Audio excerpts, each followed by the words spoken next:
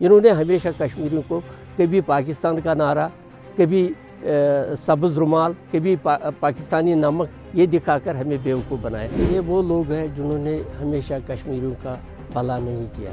बाप ने कल बयान दिया जब वो बुलाएंगे मैं जाऊंगा, और दूसरे दिन बेटे ने जवाब दिया, प्रेस कॉन्फ्रेंस दी, उसने बोला नहीं हम अभी एनडीए का हिस्सा नहीं। अंदर से ये बीजेपी का, जिस तरह कल राणा साहब ने कहा, ये बीजेपी का एक हिस्सा है। असल में ये कोई ये जो देवेंद्र राणा साहब ने भी कल एक प्रेस कॉन्फ्रेंस दी, तो उन्होंने एतराफ़ किया कि ये कोई सरप्राइज़ नहीं है national conference doctor Farooq Abdullah का, क्योंकि ये वो तंजीम है, ये वो लोग हैं जिन्होंने हमेशा कश्मीरियों का भला नहीं किया। तो ये हमारे लिए कोई नई बात नहीं है। इस पार्टी ने हमेशा कश्मीरियों को धोखा दिया है, हम हमेशा इनके साथ बेवफाई की है, लेकिन आज मौका है। लोगों को चाहिए कि वो उनको परखना चाहिए कि ये तंजीम क्या है। बाप ने कल बयान दिया कि मैं तनहा इलेक्शन लड़ूंगा, और फिर उसके बाद प्रेस वालों ने उनसे सवाल किया कि क्या आप एनडीए का हिस्सा बनना जा रहे हो, तो उसने कहा मेरे लिए दरवाजे खुले हैं, जब वो बुलाएंगे मैं जाऊंगा। तो यही से आपको ये परखना चाहिए कि इस तंजीम का क्या हाल है। और दूसरे दिन बेटे ने जवाब दिया, प्रेस कॉन्फ्रेंस दी, उसने बोला नहीं हम अभी एनडीए का हिस्सा नहीं, क्योंकि लोगों ने एक ही दिन में फ़ैसला लिया कि इस तंजीम को इंशाल्लाह हम इस वक्त इस इलेक्शन में, आने वाले इलेक्शन में दफन करेंगे।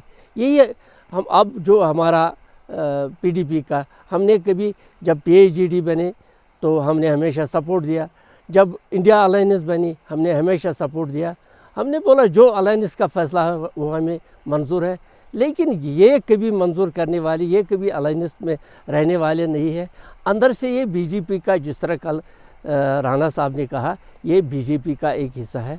और लोगों को ये भी जानना चाहिए, हमें लोग कह रहे थे 2014 में आपने क्यों नहीं इनका सपोर्ट लिया, मगर मुफ्ती साहब एक दीराना सियासतदान थे, वो समझदार थे, उनको सारी इल्मियत थी कि उस वक्त यही लोग, इन्होंने उससे पहले ही बीजेपी के साथ हैं, लेकिन इनके नंबर बराबर नहीं मिल रहे थे, इनके नंबर कम हो रहे थे। उसके बाद जब जनाब मुफ्ती साहब इस दुनिया से चल बसे, उसके बाद भी इन्होंने, कल राणा साहब ने ये एतराफ़ किया, फिर उमर अब्दुल्ला ने उस वक्त भी बीजेपी के साथ हाथ मिलाया और ये इसरार किया कि हम आपस में हुकूमत करें, लेकिन लोगों ने हमें दोषी बनाया।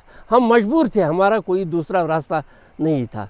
और दूसरा ये है कि 87 में जो वाक़या हुआ है उसके ज़िम्मेदार भी यही है। उस वक्त मुफ्ती साहब कांग्रेस में थे और उन्होंने पार्टी छोड़ी इसी बुनियाद पर। जब उनसे कहा गया तो उसने राजीव गांधी मरहूम को उस वक्त कहा कि वहाँ सिर्फ कांग्रेस ही एक पार्टी है जो अपोजिशन में है और जो लोगों की आवाज़ उठाती है। जब आप नेशनल कॉन्फ्रेंस के साथ ये अलायंस करोगे तो फिर अपोजिशन कहाँ रही। और उस वक्त उसने बड़ी दिलेराना कदम लिया और उसने कांग्रेस बड़ी पार्टी से इस्तीफ़ा देकर जनता दल में ज्वाइन किया।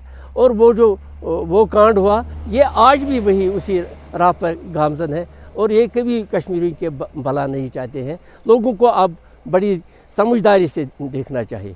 पिछली दफ़ा लोगों ने इनको बेइंतहा इनका सपोर्ट किया है और उस क्या नाम है उसका, वो जो जस्टिस से उनको सपोर्ट किया वो कामयाब हुए। फिर किसने देखा? बिरंगवाला अगर कोई मुझे ये साबित कर दे कि वो कभी यहाँ आया या किसी कॉन्स्टिट्यूंसी में गया, कुछ नहीं।